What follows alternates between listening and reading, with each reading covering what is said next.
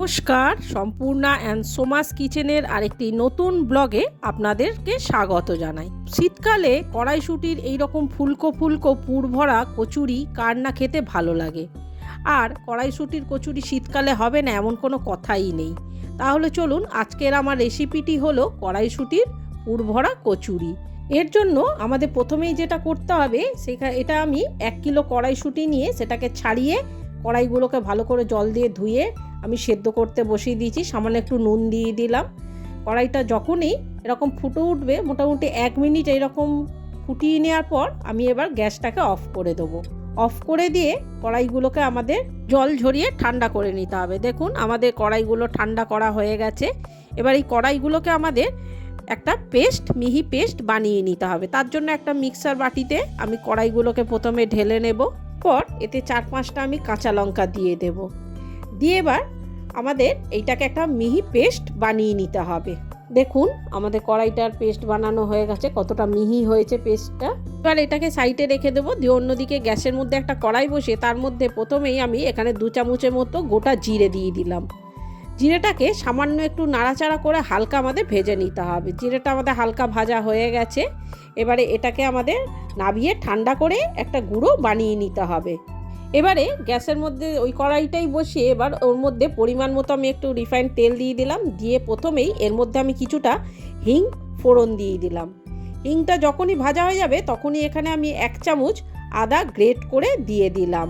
আদাটা আমি বাটা দিইনি, আদা গ্রেট করে এইরকম থেতো করে দিলে এর টেস্টটা অনেকটাই ভালো আসে। সেই জন্য আদাটাকে আমি গ্রেট করে একটু থেতো করে দিয়ে দিয়েছি। দিয়ে আদাটা যখনই কাঁচা গন্ধ চলে যাবে তখনই এখানে আমি সেই কড়াইশুঁটি বাটাটা পুরোটাই এর মধ্যে দিয়ে দেব। আরে এই সবগুলোকে আমাদের খুব ভালো করে একসঙ্গে মিশিয়ে নিতে হবে।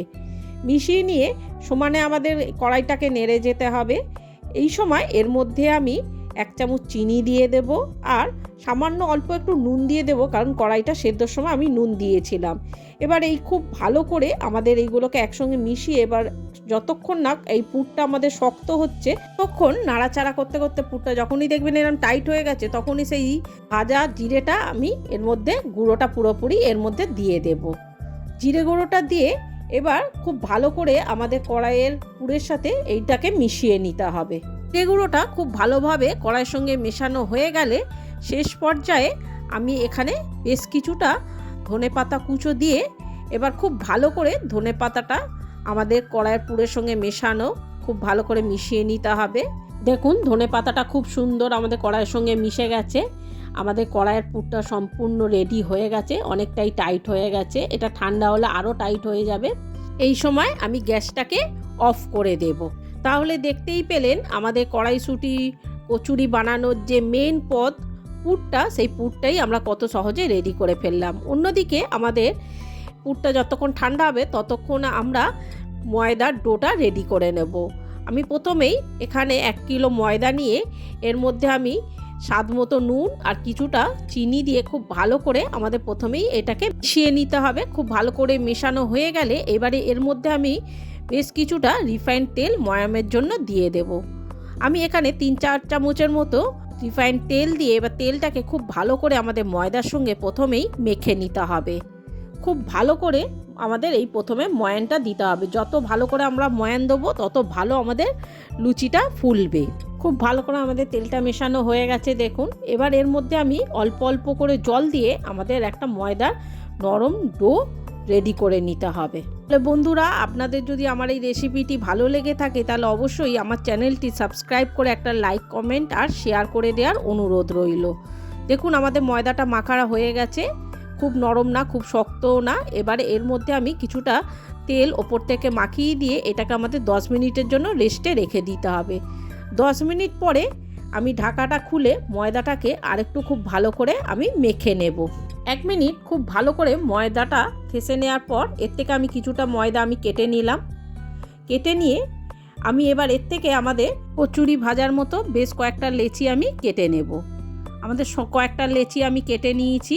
নিয়ে এবার এইগুলোকে আমি গোল করে নেব। সমস্ত লেচিগুলো আমার এইভাবে গোল করা হয়ে গেলে এবার এক একটা লেচি নিয়ে আমি হাতের সাহায্যে দেখুন এইভাবে চারিদিকটা ছড়িয়ে দিয়ে এবার মাঝখানে আমি সেই কড়াইশুঁটির পুরটা দিয়ে দেব। ওটা মাঝখানে দিয়ে এবার চারিদিক থেকে আমরা টেনে এটাকে এক জায়গায় করে মুখটা এইরকম করে আমাদের বন্ধ করে গোল করে দিতে হবে। এই রকম করে আরেকটা লেচি আমি চারিদিক থেকে এইরকমভাবে বাড়িয়ে হাতের সাহায্যে এবারে মাঝখানে পুর দিয়ে আবার চারিদিক থেকে টেনে এটাকে মুখটা এইভাবে বন্ধ করে গোল করে দিতে হবে। এইভাবে আমি সমস্ত লেচিতে পুর ভরে রেডি করে নিয়েছি। এবার এইটাকে আমি সরিয়ে দিয়ে একটি বেলনির সাহায্যে আমি এবার লুচিগুলোকে বেলে নেব এক একটা করে। এইভাবে আমি এক একটা করে সমস্ত লুচিগুলোকে প্রথমে আমি বেলে এক জায়গায় আমি করে নেব। এইভাবে বেশ কয়েকটা লুচি আমি প্রথমেই এখানে বেলে নিয়েছি। এবারে অন্যদিকে আমি ততক্ষণে কড়াইতে তেল গরম করতে বসিয়ে দিয়েছিলাম। তেলটা যখনই গরম হবে একটা করে লুচি এইভাবে ছেড়ে, দেখতেই পাচ্ছেন আমি একটা ছাঁকনির সাহায্যে এইভাবে দিলে লুচিগুলো কত সহজে আমাদের ফুলে উঠছে। এইভাবে আমি একটা একটা করে ফের একটা আমি লুচি এইভাবে তেলে ছেড়ে দিয়েছি। দিতে দেখুন কত সহজে লুচিগুলো এইরকমভাবে একটুতেই ফুলে উঠছে। এইভাবে আমি একটা একটা করে বেশ কয়েকটা আমি এখানে কড়াইশুঁটির কচুরি ভেজে নিয়েছি। তাহলে বন্ধুরা দেখতেই পেলেন কত সহজভাবে আর কত তাড়াতাড়ি আমরা এইভাবে কড়াইশুঁটির সুস্বাদু কচুরি আমরা বানিয়ে ফেললাম। এই কড়াইশুঁটির কচুরিটা যদি আপনারা একবার বানিয়ে খান তাহলে দেখবেন এইভাবেই প্রতিবার তখন বানাবেন।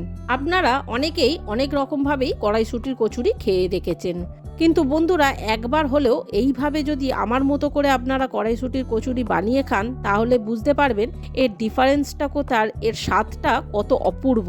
তাহলে বন্ধুরা একবার হলেও আমার এই রেসিপিটি দেখে এইভাবেই কড়াইশুঁটি কচুরি করে দেখার আপনাদের অনুরোধ রইল। আর অবশ্যই আমাকে কমেন্ট করে জানাবেন আপনাদের এই রান্নাটি কেমন লেগেছে। তাহলে আগামী দিনগুলোতে আমি আরও নিত্য নতুন রেসিপি আপনাদের জন্য আনতে পারবো।